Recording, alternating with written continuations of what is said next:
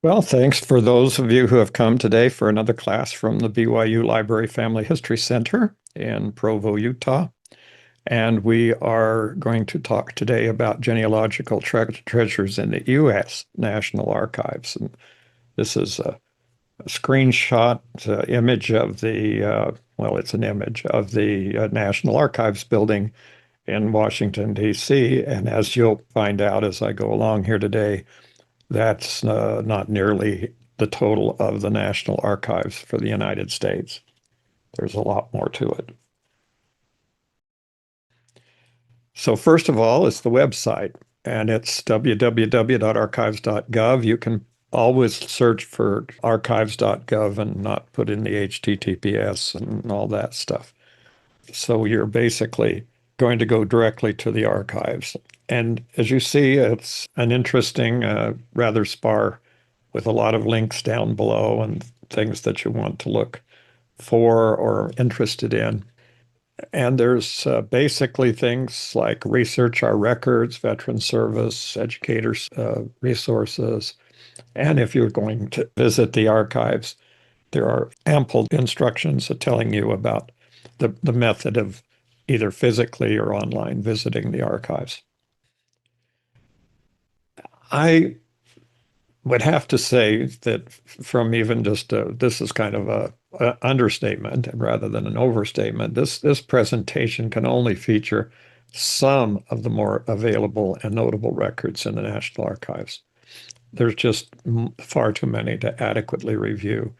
It's really a place where you need to go do some discovery, watch some videos. They have a video channel from the National Archives with a lot of instructions and a lot of suggestions. It's kind of a major issue if you have the need or you think you might want to visit the archives, then I would suggest getting very, very, very well acquainted with the National Archives websites and website. As far as locations are concerned, we see that like the building I showed you, which is the one that's down on the mall in Washington, D.C., and that's kind of the visual building that you would kind of think of when you're talking about the National Archives. But I'm just going to run through a little bit of a list here of the National Archives, other parts of the National Archives that are available. This is all of the satellite archives that are available throughout the United States. Okay, so those are all of the extra archives. Now, what you might find is if the records you're looking for are actually not in the main archives at all. They may be stored and they may be only available from the satellite archive. Quite a few years ago, it's been a few years ago, I was looking for a court record in Utah and discovered that it was in a federal court. And after doing a little more research, it turned out to be in the Denver National Archives. And it wasn't online, it wasn't digitized, but I could fill out a form and order it, and finally got back an email that gave me the copy of the record that I was looking for. So there's quite a bit more to the National Archives than just that one building in Washington, D.C. It's, it's just from the amount of information and the amount of paper that's in the National Archives, that building would be totally insufficient to handle it. The biggest repository is out in Virginia, and into the rest, there's lots of other places where the archives are located. We'll get over to the next slide. So, what are we talking about? So, there are these 40 facilities in 17 states. That's what's now compromises the National Archives. Staff, this obviously can change. These are kind of estimated types of information that seem to be large numbers and really a lot of information. But when you get down to it, it's a finite number. And anytime you wanted to look for a document or whatever on the National Archives. You would spend more time looking sometimes than you would spend actually using the information that you find. But even if you find the document that you're looking for, there may be a lot more things you need to do in order to gain access to that document or to get it copied or get a digital copy of it. And it's not just related to paper. There's artifacts. When they say artifacts, they mean physical things like books and records and the physical records that aren't paper records, like, say, VCR, digital CDs, things like that. Plus, more than 450 million feet of film, which is a lot of film, and photographs and aerial images and etc. So there's lots of other things here in the catalog. They say that there are 402,609,685 pages of digitized records in the National Archives. Accessing those is going to be the challenge that you find. Now, let's say that you wanted to visit the archives itself. Well, it's right there, as I mentioned, on the mall, meaning that big stretch of grass, trees, and various monuments that stretches from the Capitol building clear down to the Lincoln Memorial. And it's off Pennsylvania Avenue, which is one of the main thoroughfares there is in Washington, D.C. It's relatively closer to the Capitol than it is down to the Lincoln Memorial. Always in D.C., in Washington, D.C., the major issue is that if you want to go there, you're going to have to find someplace to park, and parking is very expensive. And it's something you can do. There are those of us that have been, my wife and I spent not too recently, a few years ago, digitizing records at the Maryland State Archives.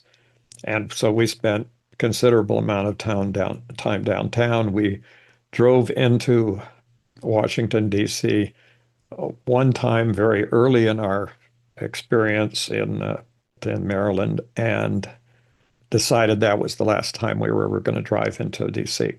So we basically would go to one of the metro stations on the outer rim of Washington, D.C., and took the train in underground, the subway into downtown, which is very efficient, and there's always ample parking, except on maybe days where there's a lot of things going on downtown. But most of the time, there's ample parking at the substations, and it's a lot cheaper to park out there than it is to park in the downtown area.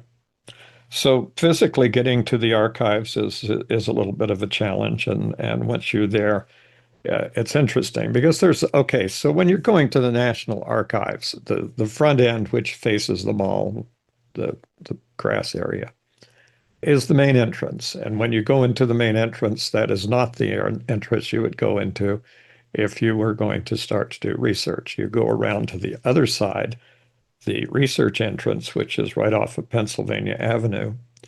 And there's nothing really marking it of great, no big signs, nobody standing there. It's just a door, and you can just walk in. Then there's the process that you have to go through once you get into the National Archives, and we'll go into that in just a second. So if you do go through the front, and that's all conducted tours, and you can usually wait in line to go on one of these tours. It's free. You can just go stand in line and get in there. Eventually, if you want to go early enough, you can probably get in much easier than later in the day. But then you're going to see basic documents of the history of the United States. And the big documents, of course, are the Constitution, the Bill of Rights, and the Declaration of Independence. But there's a very large exhibit area with hundreds, maybe a few thousand other documents that are tremendously interesting to look at in the sense of they're out in cabinets, viewable in an area that's off from the main viewing area. So, this is one draw, and this is one way that some people, this is what people think of when they think of going to the National Archives.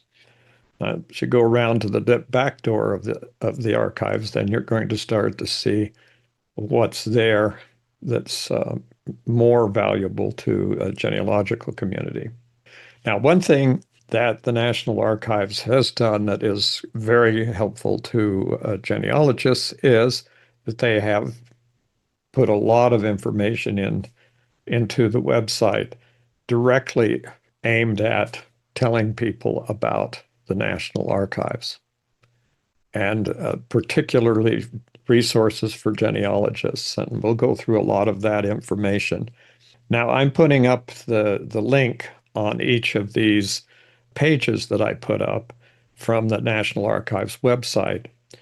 Basically, if you go to the website, you can make a few clicks and get to these pages. But if you want to get to these, I will be putting the presentation into PDF format so that you can look at it from the BYU Library Family History Center's website. So it kind of goes on. Now let's kind of focus here on this resources for genealogists. First of all, many people would get too confused. They get the National Archives confused with the Library of Congress. The Library of Congress is just what it says it is. It's Congress's library. That's what its main function and origin is. The Library of Congress is also where the National Copyright Office is located. They're part of the Library of Congress. So if you go to copyright.gov, you'll go to the copyright website, but it'll say it's part of the Library of Congress. And the National Archives is an archive. It means it collects information about the national from everything. In other words, it's got a lot of different kinds of information in it. And the question of whether something is going to be contained in the Library of Congress or whether it's going to show up in the National Archives is simply because of they both have a way of identifying which documents that they would receive, but it's not something that you can predict in a way. I mean, you have to become familiar with the collections of what would be in the National Archives. So, for example, here, and the popular topics which is right here in the middle of this page. So you have census records. Well, wouldn't the census records be over in the Library of Congress? No, because they're actual documents. They're records documents. They're not they're not books. They're not texts. They're not physical items that have come from the U.S. Congress and those kinds of records. No. Military service records are also National Archives. Now, a note on military service records is that, yes, there are lots of military service records in the archives, but unfortunately, back a few years, in 19, I believe, 76, it might be off by a year or two, there was a fire at the St. Louis repository for the National Archives that held the personnel records for the military. And if you get into that, and I may get into that here, at least mention it, those records were burned and destroyed. And so there's things like that have happened in the past. Like the census records has the same issue because the 1890 census initially was subject to a fire. What was left of the census, which was a very large percentage of what was left, was basically then thrown away simply because of bureaucratic issues.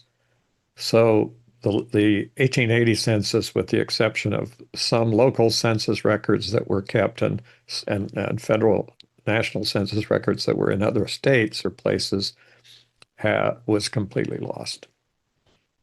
So immigration records, naturalization records, and you can click there for more topics and record types, and you'll get long lists of things that are in the National Archives.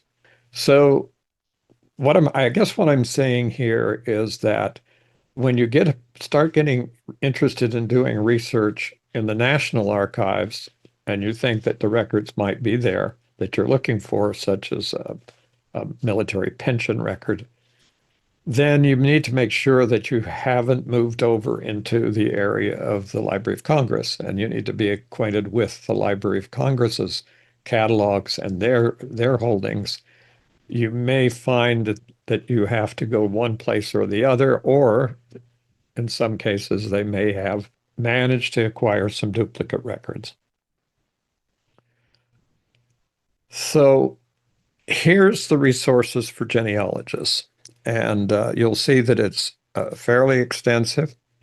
And they have case studies on the right that tell you what kinds of things that you may want to know. Lived in the US sometime from 1790 to 1930, and they may have been included in a census. Actually, that's a little bit out of date, as is quite a few things on the National Archives website are also out of date. But the answer to that would be 1790 to 1950 because those are the censuses that have been released so far.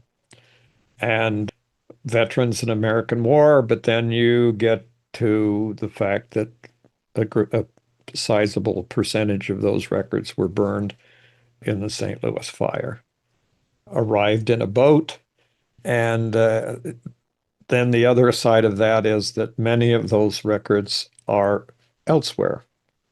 If you need records for people that came through New York, then you would go to the the records that are held by the port of entry in there's two ports of entry in New York. Sorry, I can't get it out of my head right now. But federal courts records, the naturalization records. And then there's a second part of this. And the second part of this, it's Ellis Island. And that's where, if any came through the Ellis Island records are on the Ellis Island website.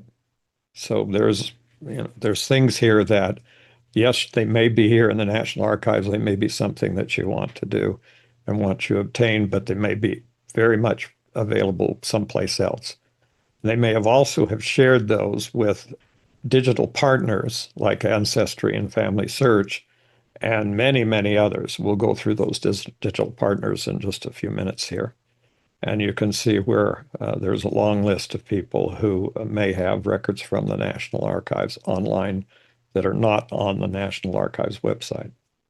So there's a long list of things that may be in the National Archives. Now, the next part of this is doing the actual research. This gets to the experiences that we've had, that my wife and I have had in when we were living in that area for a period of time, for that year that we were there in Annapolis. One of the things that I'd always thought about was, well, I'd like to go see and maybe do some research in the National Archives. Well, first of all, I couldn't think of anything that I would think would only be in the National Archives in Washington, D.C., that I needed to research. I mean, eh, you get very quickly out of the records, the records from, at least in my family and my family lines. My people were in England and Denmark and other places rather quickly, and the records that they might have here in the United States are not necessarily all going to be someplace in the National Archives.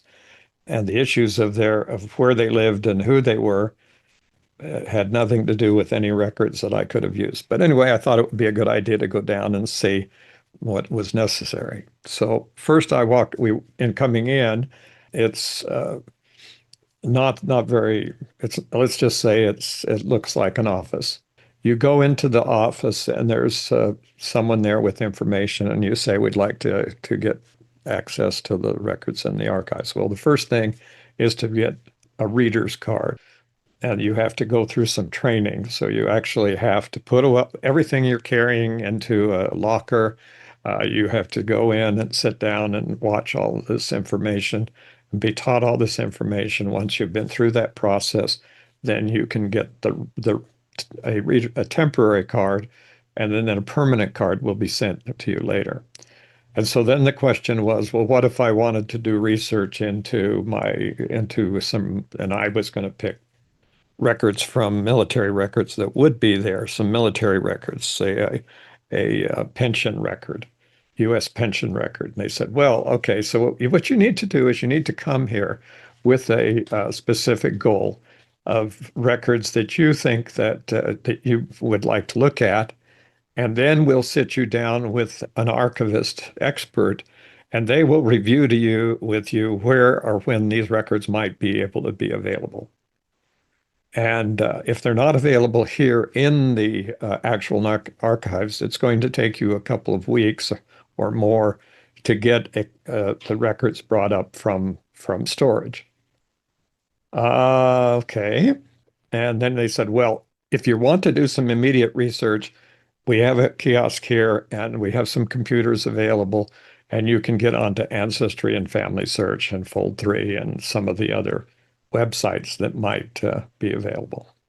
And I said, okay, actually, that wasn't much more than we could have gotten at any one of the family search centers around the DC area that had access to the family search portal. And so the question is, why am I going to be down here in the National Archives? So you can see that this is an issue that needs to come up pretty early in this idea in your head that you're going to go work in the National Archives. Now, I realize that out there are probably some people that have spent their time in the National Archives. But I began to understand with both my experience in the Library of Congress and my experience physically in the Library of Congress and physically in the National Archives that neither of those would be things that I could do while I was there. We were essentially working 9 to 5, 8 to 5, 8 to 4 every single day, digitizing records in the Maryland State Archives. And that left us not any time to go sit down in Washington, D.C. and do some research. And it would appear to me from both my experiences that you would have to allocate at least weeks of time being there in the archives in order to have the ability. Now, can you hire people to do that for you? Yes, there are professional people, genealogists who specialize in researching records in the National Archives. So it's an alternative, but for physically going there, it would take quite a large degree of preparation. Plus, you must also be able to be focused in on what you're looking for. They're not going to let you just sit there and pull through records forever. They basically want to see make sure you get what you're looking for. But if it's not there, or you can't, or you aren't focusing and can't visualize what you want, then you're probably going to run into some problems with both either the Library of Congress or the National Archives or any other big archive, you know, any other larger archive that's out there, and special collections libraries. All of those places require some previous idea of what records you'd like to be looking at before they let you start going through the stacks.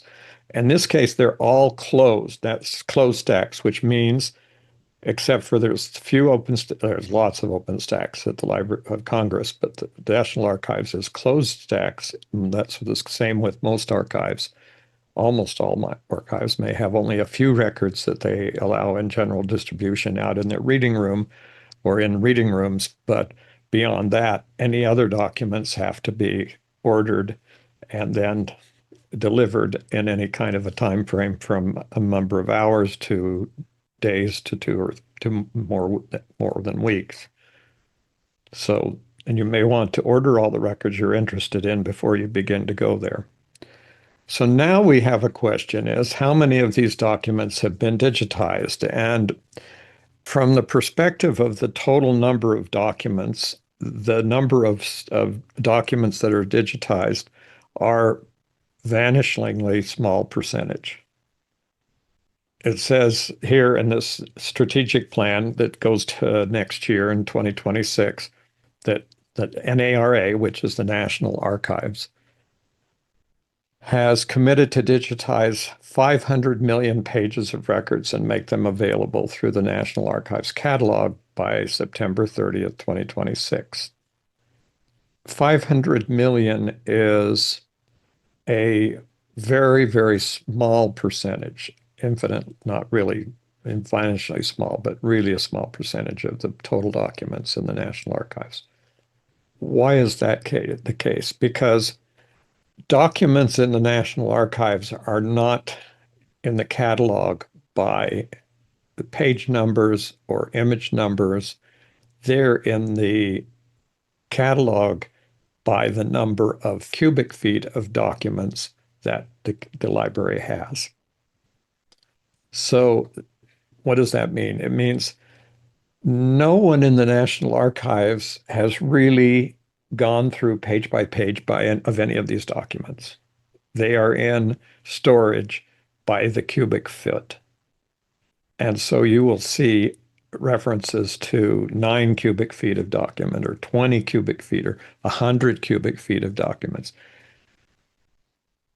If you think of 100 cubic feet of documents, you can just imagine how many pages there are and how much time it would take to go through that. And that's the kind of records that you'll be, um, in a sense, facing the kinds of cataloging that you'll see be facing with the National Archives. So here's the next. So here we have the partners, and these are the digital partners, ones that have had agreements with the National Archives to digitize certain sections of records, and that permission comes and goes. Family Search, about the time that my wife and I arrived in Annapolis, there had been some kind of a disagreement with the National Archives from Family Search, and their digitizing of documents had ceased. I have a friend who was actually involved in digitizing the records in the archives when they said we're through, and that stopped. Whether it starts again, whether who's doing it, what kinds of things, it's pretty hard to tell because the list is pretty long. So here's the list of different places that are available, that of different websites or organizations that have agreements to digitize some records from the National Archives. So going to the website, you can begin to see there are places around the country that those agreements were around. And I'm fairly certain from the dates here that this is not up to date, that this part of the website is not up to date. It's not on the website like this that I have found. Okay, so I guess what I might kind of summarize what I've been saying so far, and that is you need knowledge about the way that the archives is organized, how to get into the catalog, how to find the records you're interested in, how to find out if they even have records that you're interested in.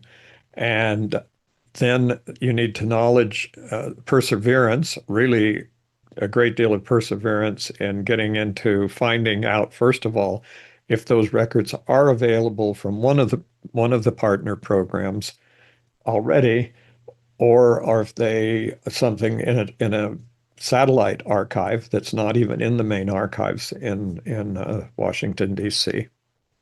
And then the patience to find the records and to go through that process of finding the records.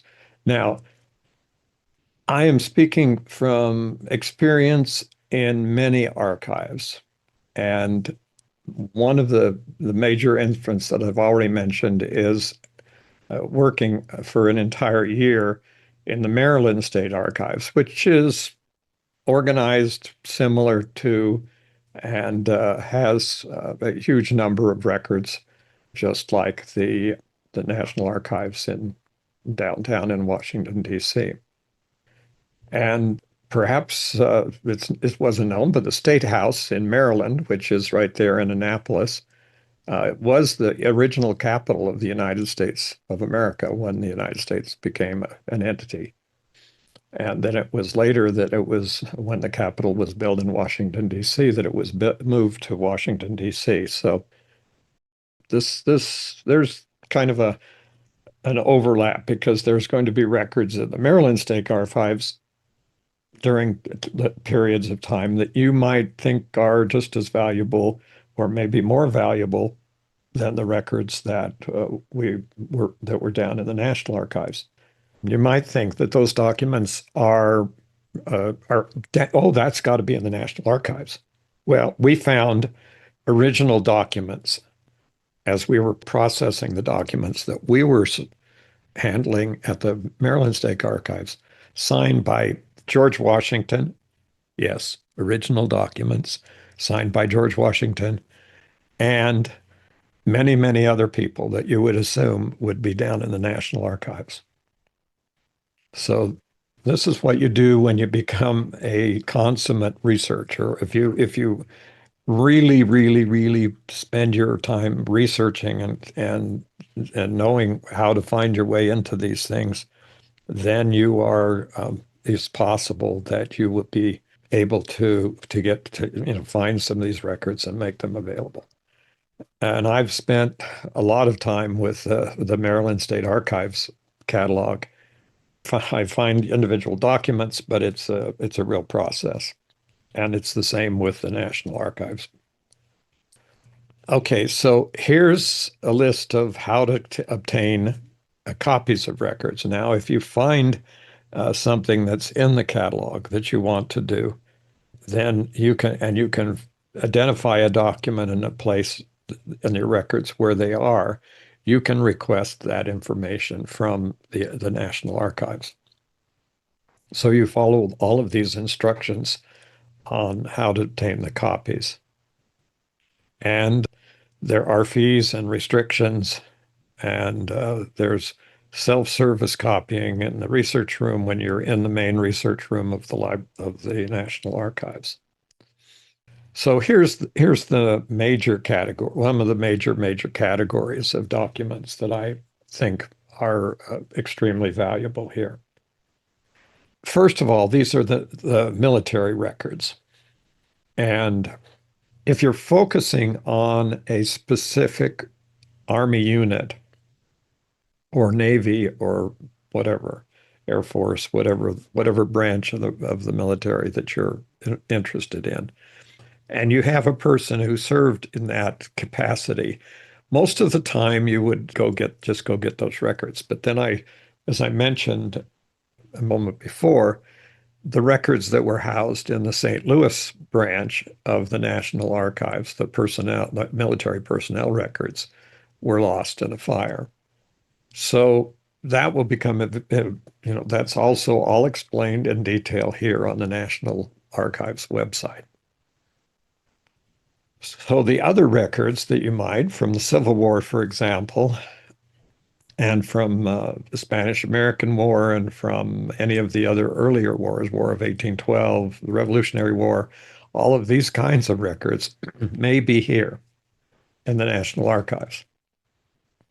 But from the military standpoint, those records are probably in the specific, also in, if not uniquely in, but maybe also in the independent unit histories that are available across the world, across the United States, and in all of the different branches and military bases that exist.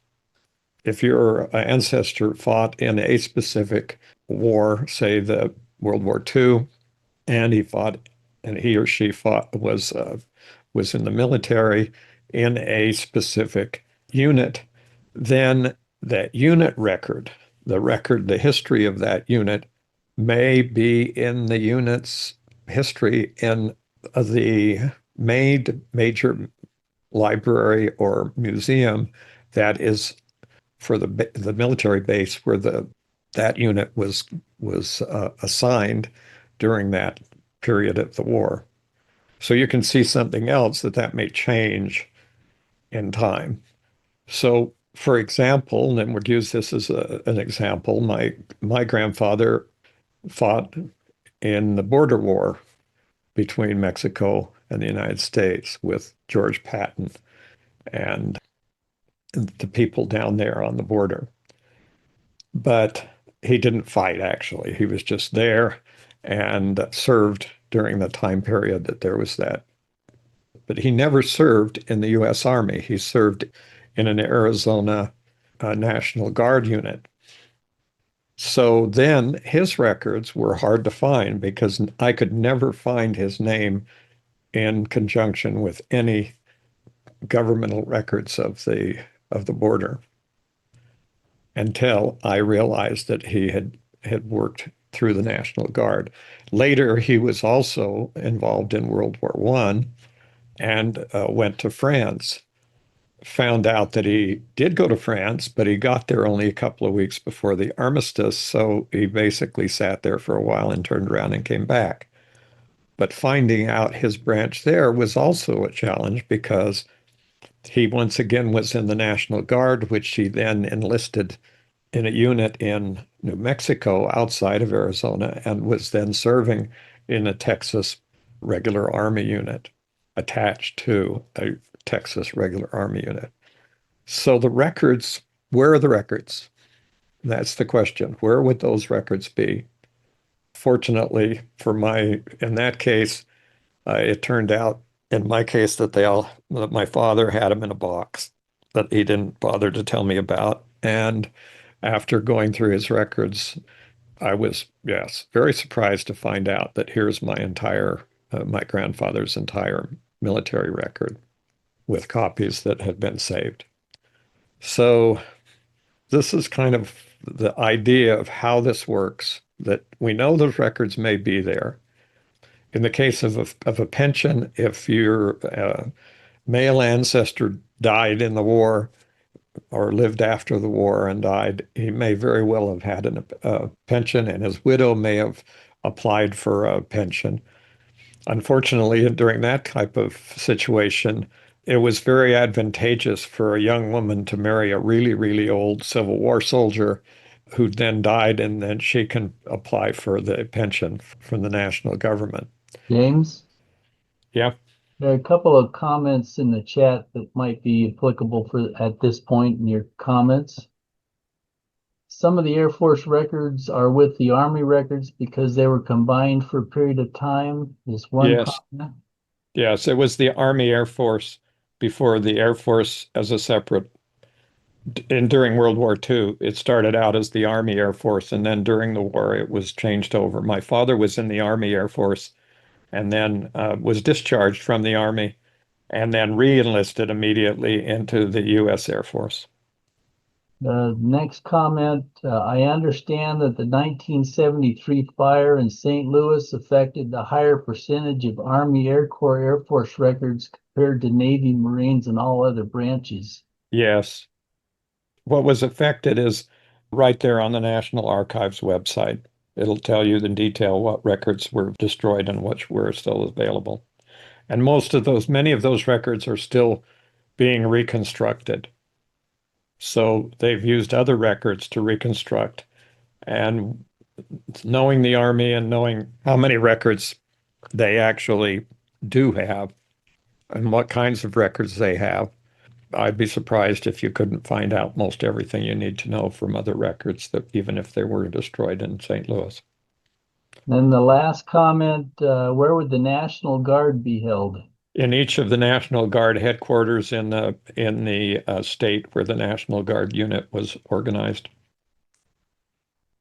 One of the really good things about the National Archives website is that they'll tell you about the records, they'll tell you the history of the records, and they'll tell you how to research the records. And they'll tell you where the archives are. And in this case, for example, it says go to the National Personnel Records Center, NPRC, in St. Louis, Missouri, for the holdings and the records. And as you'll find out, if just by doing a research, if you just do a search on Google about the Personnel Records Center, in St. Louis and say fire, and you'll get all of the history of that fire and all what happened. So that's a major issue. One other area that's a major area of interest on this is the immigration records at the National Archives. Now, this is kind of an interesting topic because it says researchers can find information relating to immigrants from the late 1700s through the early 2000s. Those dates are very, very flexible. They may or may not have the records. One thing that about immigration law that you need to understand is that the United States had no immigration laws before 1882. In 1882, they passed the Chinese Exclusion Act. And that's where the first national records are going to be of really any kind of use. There's more records, but nobody was really keeping track of immigrants before that. Now, there's lots of information about African Americans. This is one area of the National Archives that you'll find original information that may be really valuable to you. And it would be a place to go and actually spend time if you were doing African American research. This is civilian federal employees. This would be another thing. If your ancestor worked for the government, then even some of the various strange places they could have worked, like being down at the bottom of this page, a lighthouse service employee, then their records are here.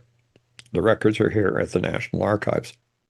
And record sets like this are going to be, don't ever use the word easy, but they're going to be more accessible than if you're trying to find, for instance, a pension record or something where there's a huge, huge, huge volume of those records that has been handled over lots of different wars. And then there are land entry case files for homestead. Now, these are another thing that you should notice when you get on the website. And this page is very indicative of what I've been talking about. This is an excellent example. We have that they call land entry case files. These are homestead. The other big collection of these are bounty land grants, which were land grants given to military personnel when the government didn't have any money to pay them. So they basically gave them warrants for a certain amount of land, depending on their rank in the military. So you'd get more land if you were a general, and you'd get much, much less land if you were private. But they would get a certificate that said they basically owned they had a right to purchase. It was like an interest in stock in a corporation or something. You could sell it, but you could use it to buy land from the General Land Office, which is called the GLO. So basically, these are the records, but there's a little note down here. It says research in the land entry files of the General Land Office. So these records are not directly on the National Archives. They're actually in the General Land Office records. And you would need to go. And you can go to glo.gov. That gets you to the General Land Office, the homestead records. So even though you may think that these records were in the National Archives, they may actually be in some other government agency, and the records may be kept and may be available in digital copies. So as far as I know, the vast majority of all the homestead records and everything that are available are all been digitized and their records are online, because I haven't really, I find them to be rather not easily, not a good, right. They are findable. You can find the records for your ancestors if they were the original homestead owners. Naturalization records, but you need to with nationalization records, this is one where there's another kind of cutoff, and that is that there's a date cutoff because the date cutoff is September 27th, 1906. And any records before that date are not in the National Archives. They are in the state courts, wherever your person who is getting naturalization lived. So the crucial date is 1906. If your ancestor became a naturalized citizen after 1906, then these records are going to be here in the National Archives. Now, the other part of that is these naturalization records are some of the ones that have been, let's say, mostly not, maybe not exhaustively, but mostly digitized, and they're available mostly on Ancestry and on Family Search. So you're going to find the naturalization records on either Ancestry or Family Search. Just to keep going, post office records. Understand that post offices were established in almost every little town. At one point, doing research, we finally found the post office and the location of the post office, and it had been only open for like 2 months out of a year back in 1800s. But the records are there, and the records can be obtained. I have not seen these records digitized online as much as some of the others. There may be some out there, but I don't think I'd be pleasantly surprised, let's say, if there were a number of post office records. Then there's the State Department. Anyone who was part of or subject to the requirements of the State Department could very well be here. And those include passport applications, visa applications, birth reports, marriage reports, all sorts of things that were given, can be basically were digitized, are able to be searched at the National Archives. And again, there are also records which I have yet to see digitized in any great numbers. Now, maybe there's going to be a big push by the end of 2026 to get a lot more records, but like I said, 500 million sounds like a big number, but it actually is not big enough to pick up records like these. So you can see here, just from this, what a passport application and the types of records that would be available, marriage and death reports, and all of the information that's down on these.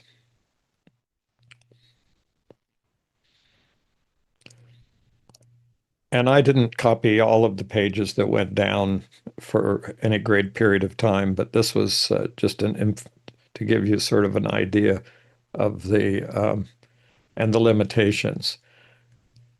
The important thing is to note the dates. So visa applications, and this is 1912 to 1948.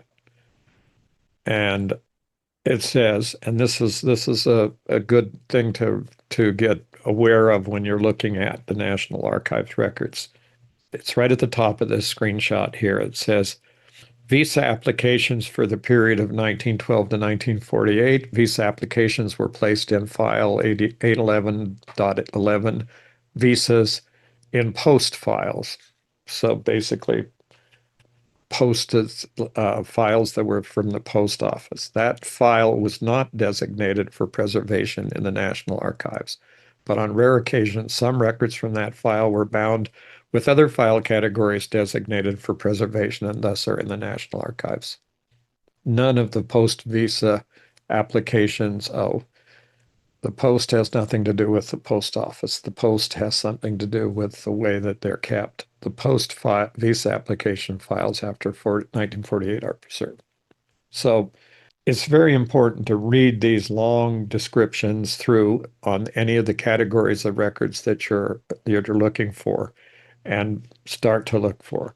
And what I would suggest is that if you've run across something that you're not quite familiar with the terminology, like post files, for example, which I guessed at, but probably is not true, and you look that up, then you could find out exactly what they were talking about. Now, we do get African American Alaska Native records.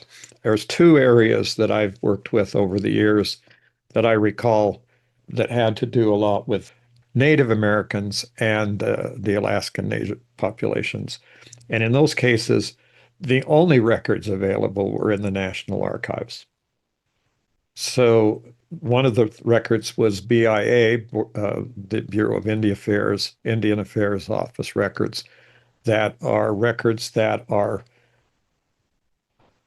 kept daily about the activities on the reservations, and those records are in the National Archives. But in the case of all the Alaskan and American Indian records, it turned out the Alaskan records that we were looking for were in the National Archives in Washington, D.C. The Native American or Indian records were in the branch archives in Denver. And there are other records about Hispanic heritage, particularly anyone who served in the military. Asian American and Pacific Islander records. I'm just saying that you just need to know to keep looking through all these lists of records to see the types of things that you may want to know. And one of those is the Japanese Americans who were incarcerated during World War II. So here we are back to the National Archives, but this is the YouTube channel for the National Archives, and they have quite a few hundred videos out there. So they're very good. Okay, well, thanks for watching.